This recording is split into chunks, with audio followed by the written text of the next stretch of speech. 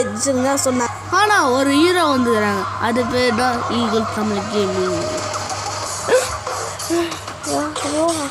கண்ணுவா அண்ணா இது யாருமே எப்போ நாம பேன் போகிறாங்க. ஆனால் நான் மட்டும் நான் என் பேர் போடு நானே யாருமே போட்டு மாட்டாங்க பேக்.